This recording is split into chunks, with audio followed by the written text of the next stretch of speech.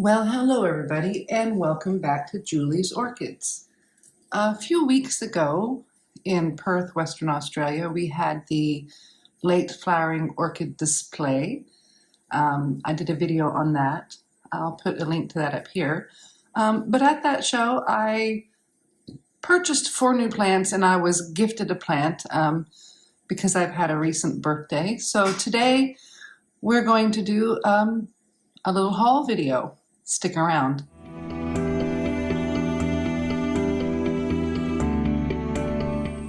Okay, since it was recently my birthday, while I was at the show, one of our orchid growers, Ray Taylor, he's one of the more senior growers in some of the local clubs, he popped in and he gave this to me and wished me a very happy birthday. So this is a little ceiling Brassivola cuculata, and well, I thought that was really lovely that Ray just gave me a little plant for my birthday. So thank you, Ray, and little Brassivola cuculata.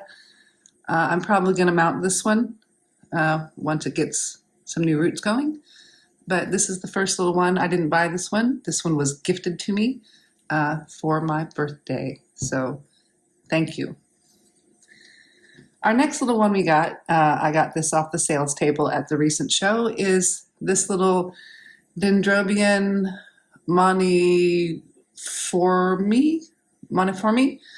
and it was $15. It's a single little shoot mounted. I need to make a hanger for the mount. I thought it looked cute, and I thought I'd give it a go. We'll see what this one has to do. So it'll be a very long time before we get any flowers out of this one.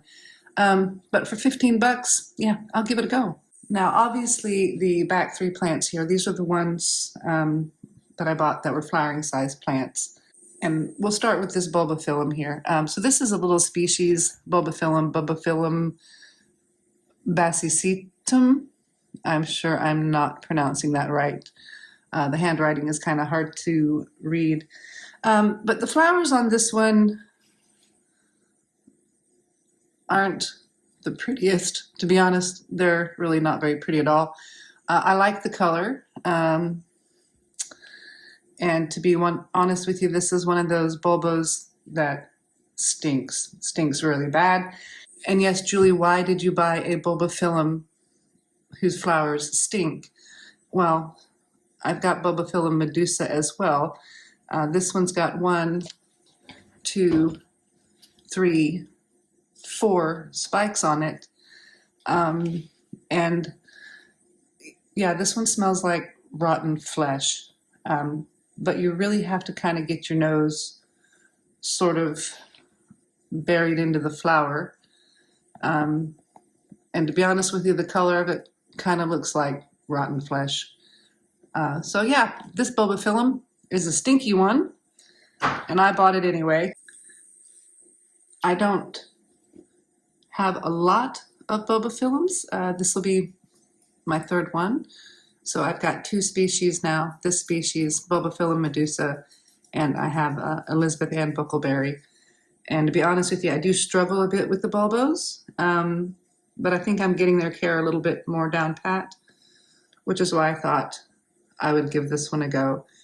And I bought this one because it smells bad, to attract any flies that might come into the house, into the grow room, because I'm going to have this one sitting adjacent to my carnivorous pitcher plants and hope to help attract food for them. But that's the reasoning on why I bought a plant that smells like rotten flesh. Now this one right here, I'm quite chuffed about. It looks like a zygopetalum because it is a zygopetalum cross. It's a galeopetalum. This is Galeopetalum starburst parkside. And the flowers on this one are stunningly beautiful. Let's try to get this to where we can see what these flowers look like. I'm gonna poke between the leaves here. And they're just a really stunningly beautiful flower. and they smell like cracked pepper, which is really interesting. So it's a nice smell. It doesn't quite smell so strongly of cracked pepper that you think you're going to sneeze when you smell it. But almost, it really does. If you take a big whiff of it, put your nose right into it, take a big whiff of it, it almost does make you want to sneeze. It has that much of a smell of pepper to it. But Galeopetalum, beautiful one. I'll be doing a repotting video on this one when it's ready to. But yeah, look at that. The colors on that. That's just stunning. Okay, so the next one we're going to have a look at is the Cymbidium over here. And you can see that it's in spike, and it's got a pretty pendulous flower spike on it. I bought this one because it's just got the most prettiest of little greeny yellow flowers with that little touch of burgundy in the lip. And this one does have an absolutely fabulous subtle floral fragrance to it. But this is Cymbidium Coranda Chu Ka Huai. And I thought this was a pretty healthy looking plant. It's got a good, nice long pendulous flower spike on it. It's got 1, 2 more new growths coming. And we thought we'd give the Cymbidiums a go. That one is Eastern Australian native hybrid of 2 Eastern Australian native hybrids. I do believe that's what Norm was saying at the show, which is why I bought it. So eventually I'm going to put that one, it's going to go outside when I get the back garden done eventually. All right, guys, so there you have it. Bring this little flower into bloom view here. There we go. There you have it, guys. A quick little haul from the recent Perth, Western Australian orchid, late flowering orchid display. If you like the video, please give me a thumbs up. A subscribe would be great.